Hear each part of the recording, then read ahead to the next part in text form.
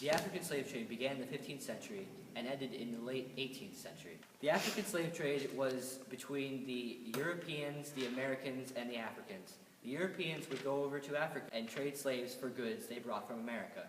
Then they would take those slaves, bring them to America, and trade the slaves for goods.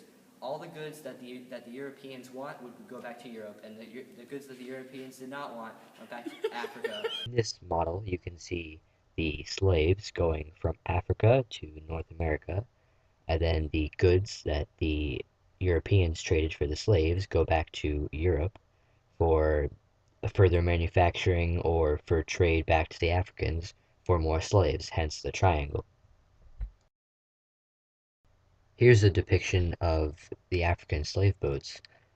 Happens to be the inside of one where they would have many, many slaves cram packed to make sure they get the most profit out of each of their trips.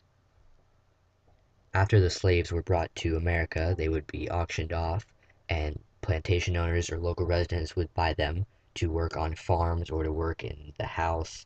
And judging by this picture, you can guess that they were working in Georgia or in the Caribbean islands, which is where most of the slaves were transported to because of the large populace of plantations in there.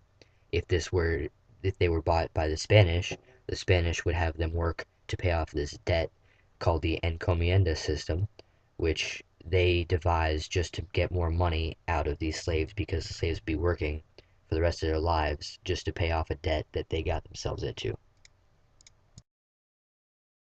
Here you see a typical set of tools that the African slaves would have used to plow the fields with.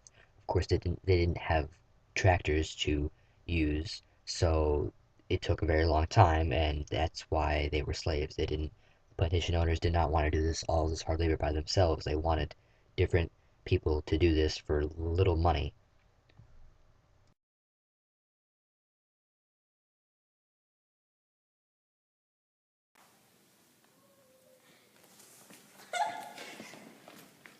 Yeah. Okay, all right. Now we gotta stay up.